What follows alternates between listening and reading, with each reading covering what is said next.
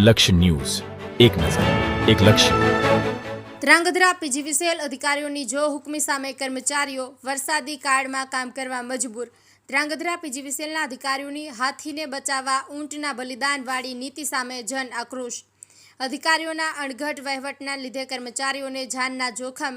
ધ્રાંગધ્રા પીજીવીસીએલના અધિકારીઓ તેમના મનસ્વી અને જો હુકમી ભર્યા વહીવટી કાર્યોને લઈને લોકોમાં આક્રોશનો ભોગ બની રહ્યા છે. એક તરફ વર્ષોથી પ્રી મોન્સૂન કામગીરી સામે સવાલો ઊભા થતા હોય છે, તેમ છતાં ચાલુ વર્ષે પણ ધ્રાંગધ્રા પીજીવીસીએલ તંત્ર દ્વારા આ વર્ષે પણ ભાંગરું વાટવામાં આવ્યું છે, જેના લીધે સોશિયલ મીડિયા અને મીડિયા જગતમાં અનેક ટીકાઓ સામે આવી રહી છે. ત્યારે અધિકારીઓ ઉલમાંથી ચૂલમાં પડે તેવી મનસ્વી નિર્ણયો લઈ રહ્યા છે, જેમાં ચાલુ વરસાદે જીવનું જોખમ હોવા છતાં કર્મચારીઓને એવું કામ કરવાની ફરજ પાડવામાં આવી છે જે પ્રી મોન્સૂન કામગીરીનો ભાગ છે. ધ્રાંગધ્રા શહેરમાં ચોમાસું મોટી આફત લઈને આવ્યું હોય તેમ સામાન્ય બૂંદાબાંધીમાં અડધી રાત્રે જ લાઇટ ગુલ થઈ જાય છે તેવા કિસ્સાઓથી સમાજના નીચલાથી ઉપલા વર્ગનો મોટો હિસ્સો નારાજ બન્યો છે અને લોકોના આક્રોશથી બચવા પીજીવીસીએલ ધ્રાંગધ્રા ફરી વિવાદમાં આવ્યું છે. ધ્રાંગધ્રા શહેરમાં વહેલી સવારથી જ વરસાદ વરસી રહ્યો છે, ત્યારે બીજી તરફ પીજીવીસીએલના અધિકારીઓને આ નીચલા વર્ગમાં કર્મચારીઓને ઝાડી ઝાખરાની સફાઈ તેમજ મેન્ટેનન્સનું કામ સોંપ્યું હતું, જેના લીધે વરસાદ વરસતા જ જીવનું જોખમ હોવા છતાં કર્મચારીઓ માટે ઉપર આભ અને નીચે ધરતી જેવો તાલ ઊભો થયો હતો.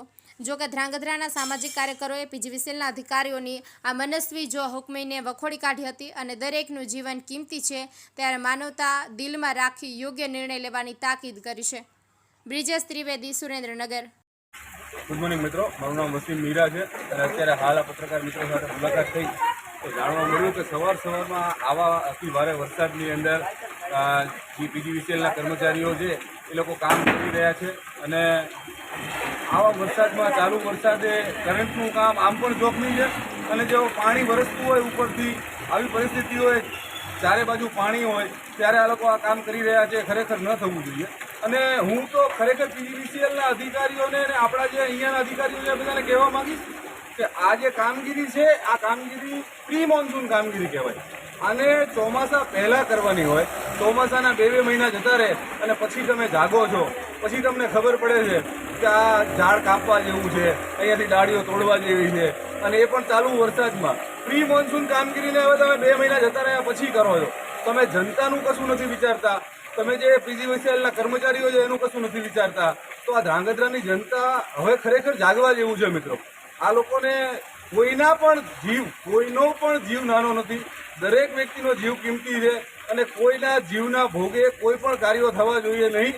આના માટે તંત્ર છે, પીજીવીસીએલ છે, ધ્રાંગધ્રાનું તંત્ર છે, આપણે કડક પગલાં લેવા જોઈએ, કડક આદેશ આપવા જોઈએ અને કર્મચારીઓના જીવનું પણ વિચારવું જોઈએ.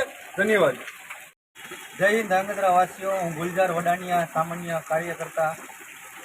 આજરોજ એવું સાંભળવા મળ્યું કે છેલ્લા લગભગ આશરે 3 દિવસથી ધ્રાંગધ્રામાં જીબીના નાના મોટા ફોલ્ટ છે, પણ તંત્ર જાણે ઘેર નિંદ્રામાં સૂતું હોય. તો આજ સવારથી ધ્રાંગધ્રાની અંદર અતિ વરસાદ ચાલુ છે ને હાલે તે તમે જોઈ શકો છો વિડીયો મારફતે કે વરસાદ ચાલુ છે. તો આવા ચાલુ વરસાદે તંત્ર અને અધિકારીઓ સૂતા હતા કે નાના નાના કર્મચારીઓને અત્યારે પ્રી મોન્સૂન કામગીરી અંતર્ગત જે ઝાડ અને ડાળીઓ જે નડતી હોય તારને તે કાપવાની કામગીરી ચાલુ કરવામાં આવી છે. તો હું તંત્રને પૂછવા માંગુ છું કે આજ 3 દિવસથી આ ફોલ્ટ ચાલે છે, તો 2 દિવસથી ઉઘાડ હતો, વરસાદ નહોતો, છતાં તે ક્યાં ખોવાઈ ગયા હતા?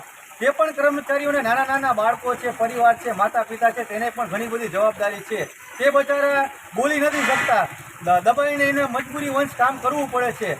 તો અમે એમને રિક્વેસ્ટ કરવામાં આવી છે કે જ્યારે આ વસ્તુ ન હોય, જ્યારે તમને આ કામગીરી સોંપવામાં આવી છે, જ્યારે ખુલ્લું હોય, ઉઘાડ હોય ત્યારે આ કામગીરી કરવામાં આવે, જેથી કરીને કોઈ કર્મચારીને જાનહાનિ ન થાય. તે પણ આપણા ભાઈઓ છે, તેની પણ આપણે ચિંતા કરવી જરૂરી છે. અને બીજું કે જ્યાં જ્યાં ટ્રાન્સમીટર આ લગાવવામાં આવ્યા છે ત્યાં સેફટી જાળી મારવામાં આવી છે. મોટા ભાગની ગામની જાળીઓ તૂટેલી છે અને એની અંદર નાના બાળકો પણ જઈ શકે ને કોઈ પણ મોટી જાનહાનિ થઈ શકે. એ પહેલાં આજથી ઘણા વર્ષો પહેલાં દિલ્હી દરવાજે એક છોકરાનું મૃત્યુ થયું હતું. થોડા સમય પહેલાં 2 વર્ષ પહેલાં આશરે હળવદ રોડ ઉપર એક બાળકીનું મૃત્યુ થયું હતું ચોરાફળીની લારી પાસે.